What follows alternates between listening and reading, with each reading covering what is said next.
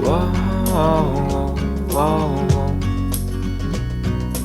whoa.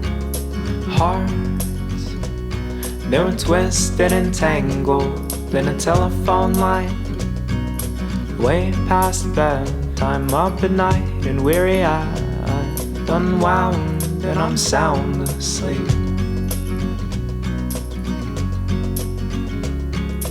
Butterflies wake with me in the morning. Oh, how long has it been since they've been around? The smell of roasting coffee in the air makes me wish I was there. Oh, where will you go, my dear, in the night? Good morning, everybody, and welcome back to the beautiful mountains of San Isidro, Costa Rica.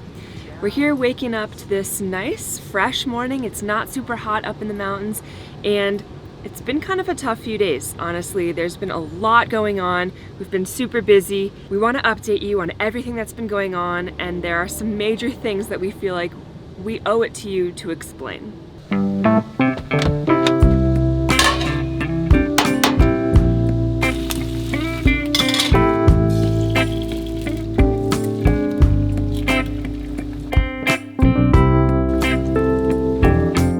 The first issue that we need to discuss with you guys is that I'm left-handed, which is cool and awesome, except for left-handed people apparently die a little bit sooner than right-handed people. But I eat with my left hand, Trent eats with his right hand. Whenever we sit this way, it's just an elbow war. I never end up sitting there, which doesn't make any sense, but it's kind of the way it goes. That's okay.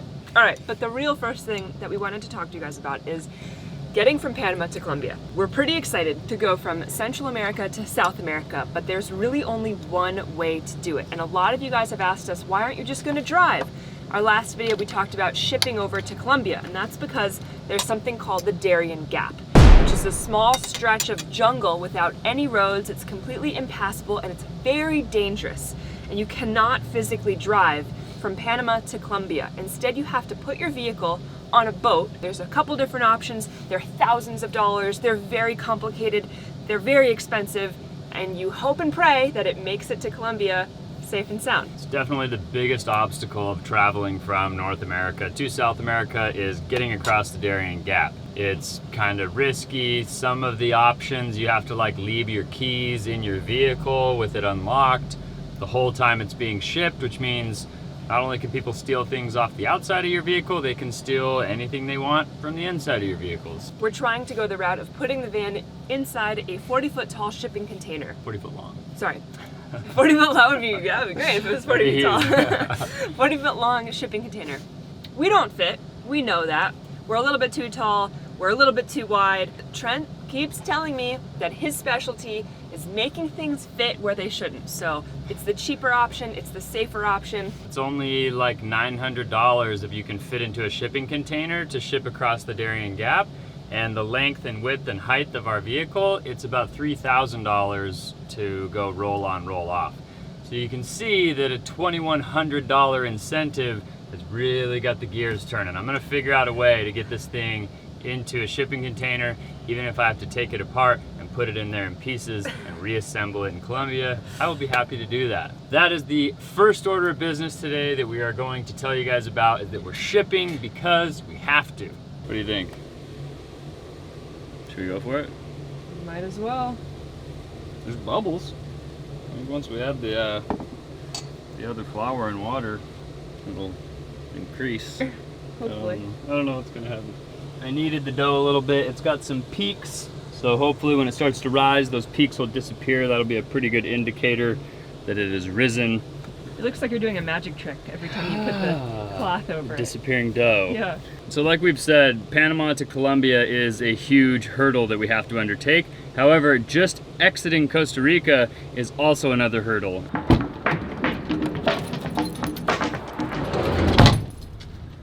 So we're here at the veterinary because we need to get a couple of papers for Frank.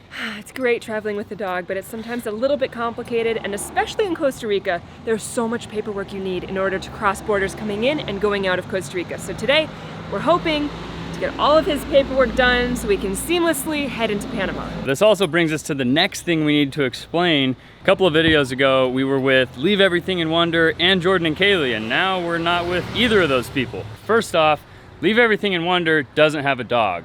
Second off, they had an appointment in about 4 or 5 days to get to Panama and get on a boat. We really wanted to go with them, get us shipped over to Colombia from Panama, and everybody could travel together and it was gonna be awesome. So us and the nomadic movement realized that this is gonna take a huge portion of exploring from southern Costa Rica and Panama off of our schedule. We were planning on spending another 4 to 6 weeks exploring southern Costa Rica and most of Panama, and this was gonna make us just fly right by that. So we had to say goodbye to Leave Everything in Wonder. So they took off. We're gonna meet back up with them in Colombia.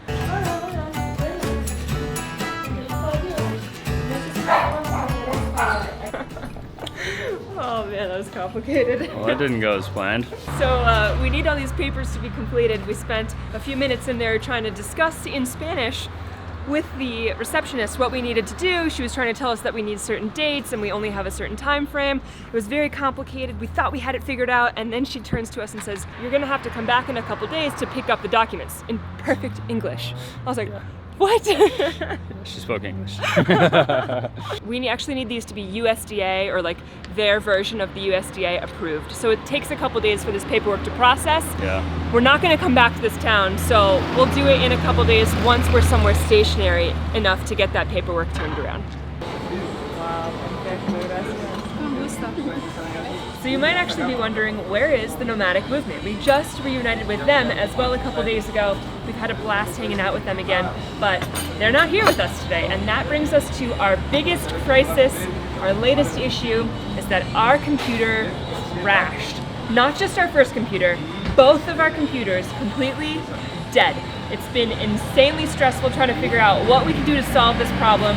We told the nomadic movement, don't worry, we'll come meet up with you in a couple days once we figure this out. So they're actually at the beach. We'll probably see them again later tonight, but in the meantime, we've been trying to fix this computer. I think now finally we have one working computer. We're hoping it'll get us through the next few months. Fingers crossed, but it's been insane. We'll see you back in the van. All right, we are a few hours in to our 8-hour rise. Moment of possible truth here. Oh!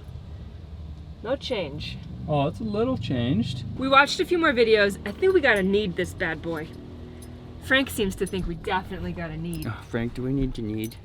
Do we need to need? have Do we the have a need to need? Do we have a need to need? Oh boy. We've been watching a ton of videos on how to make sourdough bread. Kneading is a big part of it, and as one guy describes, there's a lot of different techniques for kneading, but basically you just think of someone you don't really like. Just press into that dough. Look at this technique. Never seen that one before. How's that working for you? I am a piece of dough. Be the dough. Be the dough you wish to see in the world. This is literally the messiest thing I've ever done in my life. I hate this. I'm trying to like knead it and press it and twist it and stretch it because that's what's supposed to make it less gooey. It's just not working. For the record, we know that starter takes about 7 to 10 days to be ready to bake. It's been like 3 days. We know it's not fully ready, but we saw a bunch of bubbles. We were getting excited, so we jumped the gun a little bit, just decided to see what bread would turn out like if we used the starter from today. Not expecting it to be amazing, we're just expecting it to be better than the last time we made bread. The best way to learn in any situation is by making mistakes. So we're pretty much intentionally making mistakes right now to note what the differences are, what it looks like, so that as we make progress and we do things more correctly, we can identify what changes and how to kind of manipulate the process. So this is basically an intentional fail, but it's really messy. You might call it a waste of time and effort, but it's actually so cute to see how excited Trent is to do all of this. When he gets into things, he like goes all in, and it's adorable. So I'm fully on board with this mistake. I don't know if you guys can see this. You gotta do a better job than that. Hey man, give me a second. I'm warming up. What? Oh, this is. I said to put flour on it. This is sticky. You're helping a little bit. We're gonna give the dough a few more hours. We're gonna bake tonight, and you'll see how it comes out. I don't have very high hopes, I must say. We are back in Uvita, which is where we went whale watching a couple weeks ago. We are here trying to find the campsite that Jordan and Kaylee made it to. And it is looking like a wet, muddy mess over here. And I don't know if they are this way or if they are that way. Oh, I see a bus I recognize.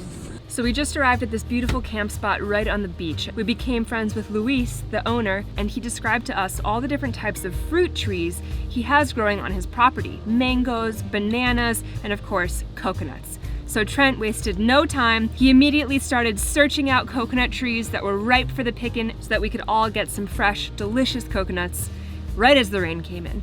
I got plenty of ant bites on my feet and I'm sweating and it's raining and these coconuts taste really good. The only thing I love about the beach is some delicious coconuts. Cheers. And surfing. Hey, what are you doing? My camera is soaked right now. Oh no! I'm going back.